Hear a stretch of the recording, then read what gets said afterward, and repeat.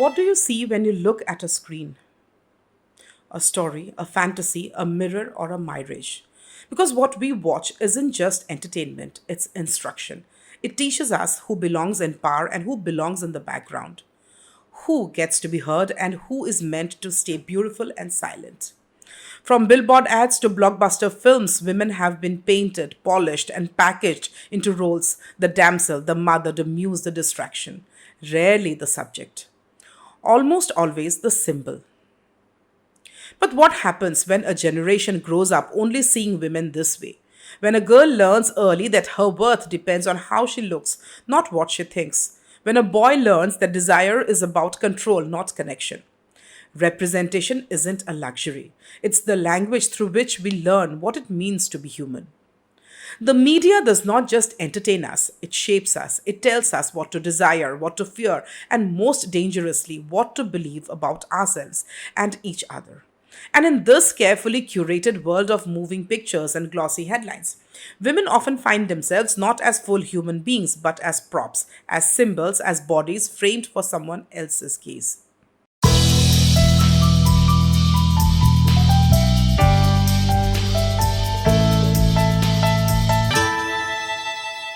Today on The Personal Lens, we are not just watching the screen, we are tearing it open. We'll step behind the camera, peel away the glossy veneer, and ask the questions that make us uncomfortable. How has media reduced women to stereotypes? What happens when the stories we consume tell us over and over again that women are less than whole? And what does it mean for our politics, our culture, and our personal lives when representation itself becomes a form of control? This isn't just about film or advertising, it's about power, and power, as we know, is never neutral. Welcome to The Personal Lens, where we explore the political through the personal, and today we are stripping away the glamour of the screen to expose the politics behind what we see and what we are made to believe. Symbolic annihilation. When women disappear, sociologist Gay Touchman coined a chilling phrase: symbolic annihilation. It means if women aren't represented in media or are shown only in limited, shallow roles, society starts to treat women as less important in real life too. Think about it. If we constantly see women as nurses but not doctors, assistants but not bosses or leaders, doesn't that shape our imagination of what's normal? This isn't just entertainment, it's cultural brainwashing. Let's pull apart the four biggest stereotypes of women in media. The beauty ideal. In ads, women are almost always flawless, thin, young, fair, glowing. Entire industries thrive on making women feel they are never enough. Jill Kilbourne calls advertising the most powerful educational force in society because it teaches girls from childhood that their looks are their passport to value. Now, the caregiver, Bollywood has perfected this. The sanskari ma, the patient wife, the sacrificing sister, she holds the family together but never herself. Her story begins and ends with others. The sexual object? Laura Mulvey's idea of the male gaze explains why female characters are filmed as if they exist for male pleasure. We have already covered the male gaze in an earlier episode. Camera angles linger on women's bodies, not their voices or decisions. From item songs in Bollywood to Hollywood blockbusters, this is why women are often seen but not really heard. The damsel in distress. Fairy tales taught us this early: Snow White, Sleeping Beauty, Cinderella. Women wait for rescue, and in action films, even when they fight, the big finale often has a man saving the day. Bollywood, Hollywood, and Assamese cinema. Let's take a look at what's happening closer to home. Few months back, the Assamese action thriller Rudra had been making waves. Ravi Sharma, a veteran of Assamese cinema, plays a fearless hero performing stunts and proving his staying power on screen. But alongside the applause came another conversation: his young co-star, Nandini Kashyap. The generational gap between them is impossible to ignore. Sharma has been a household name for decades now, while Kashyap only began her career in recent years. On social media, fans circulated old photos of her as a child with him, images that made the gulf between their ages feel even starker. And yet, the pairing was treated as natural, unremarkable, even desirable for the story being told. But let's pause here. Why is it that in film after film we see men aging into gravitas, strength, and heroism while their female counterparts are consistently replaced with younger faces? Why is a 50-year-old male star celebrated as evergreen while a woman over 35 is often pushed into the role of mother, sister, or left off the screen entirely? This, of course, isn't just an Assamese phenomenon. Look at Bollywood. Shah Rukh Khan, Salman Khan, Akshay Kumar, men in their late 40s and 50s routinely paired with women in their 20s. Shah Rukh Khan's leading ladies in Zero and Pathan were far younger than him. Even globally, the pattern persists. It's no different from James Bond's Bond girls to Marvel's female superheroes in skin tight suits. Women's bodies are more central than their backstories. Leonardo DiCaprio has never had an on screen or off screen partner over 25, and Hollywood has long been guilty of casting 50 something male heroes opposite 20 something ingenues. So, what message does this send? That men are timeless, powerful, and always desirable, while women are only valuable till their youth fades. It tells us that female beauty is perishable, but male charisma endures. That women can be replaced, but men remain central to the story.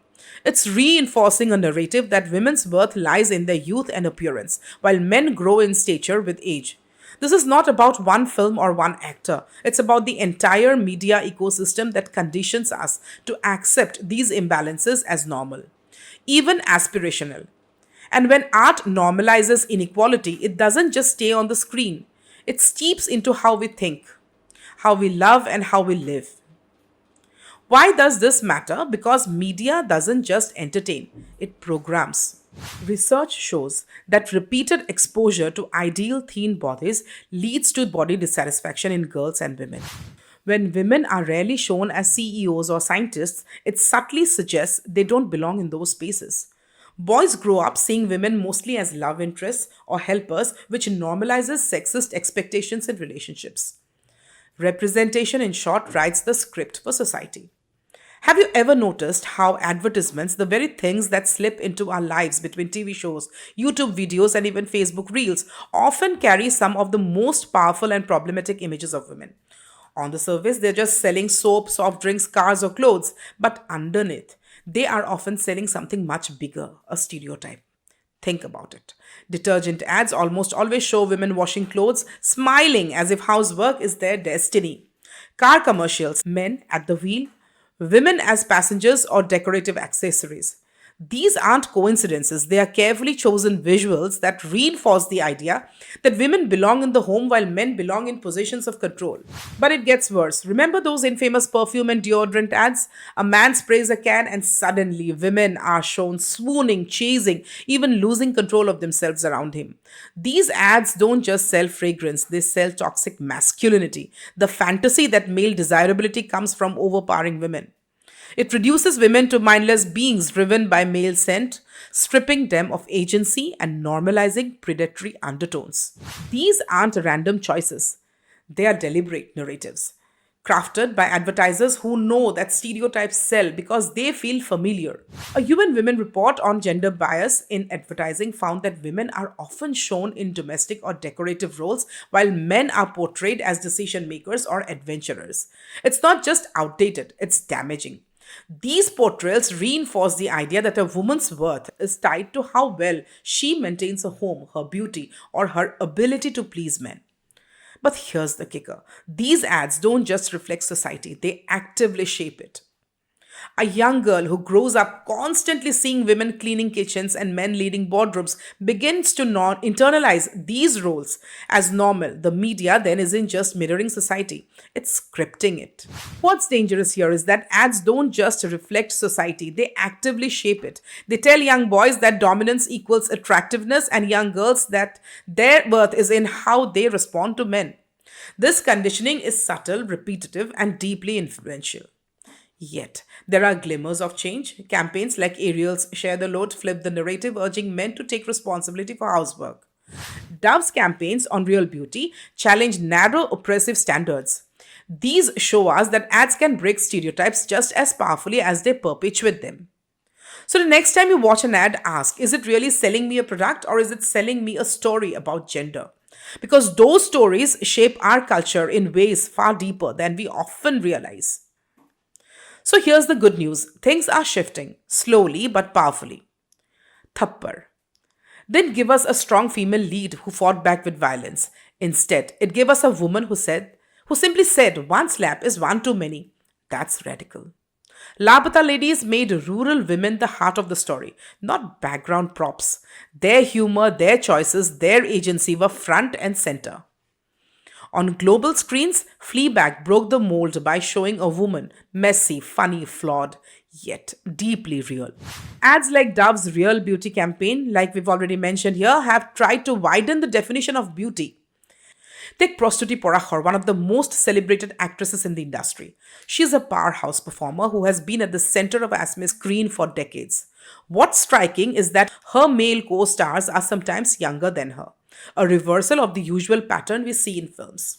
Here, it is Porachar's star power, talent, and audience pool that dictate casting choices, not simply her age. And audiences embrace it, cheering her performances regardless of whether her partner is her contemporary or years her junior.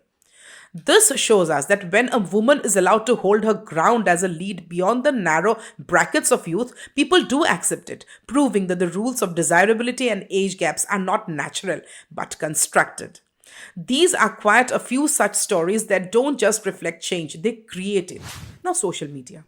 Liberation or a new trap? Social media has been a game changer. Women who were once invisible in mainstream media now tell their own stories on Instagram, YouTube, or podcasts. Plus size models, queer influencers, women athletes, they are redefining beauty, power, and success. But it's a double edged sword. Filters, face apps, and toxic influencer culture recreate the same old pressures in new ways. And when women dare to speak boldly online, trolling, abuse, and harassment are often the reward. Freedom sometimes, yes, but with a heavy price. So, why representation matters and what happens when women finally tell their own stories? This isn't about ticking diversity boxes or being politically correct. It's about power and who gets to shape the world's imagination. Representation decides whose dreams are validated and whose are dismissed as fantasy. It determines whether a young girl in Assam believes she can be anything, a judge, a filmmaker, or astronaut, or whether she is told silently but consistently that her destiny begins and ends in someone else's home. It decides whether a woman in politics is heard for her ideas or reduced to a meme for her lipstick or laughter, whether a woman's anger is seen as strength or hysteria. Chimamanda Adichie once warned us about the danger of a single story, and that's exactly what most of our media has been guilty of. Showing us only one kind of woman, the beautiful one, the desirable one, the nurturing one, the woman who exists in relation to someone else's life. But women are not props, they are not archetypes. Women are multitudes, angry, tender, chaotic, brilliant, contradictory, and whole.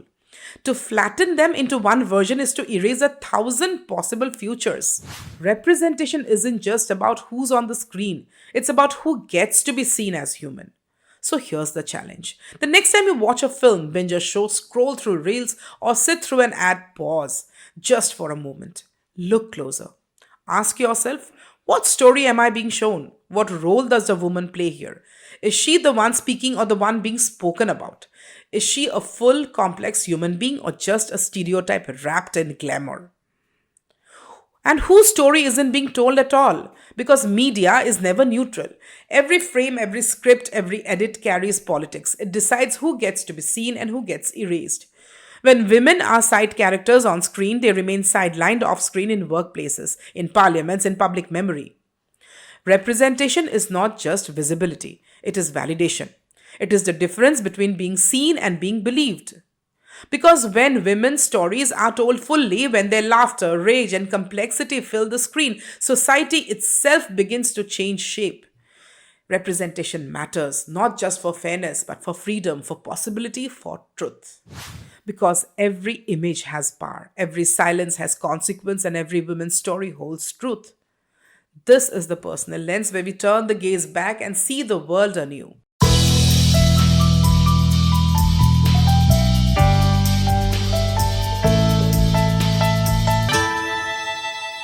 Thank you so much for being with me. This is Jayanti signing off for now, but I'll be back with yet other stories that may seem personal but definitely have larger political angle. Until then, stay curious, stay critical, stay engaged, and most importantly, keep looking through the personal lens.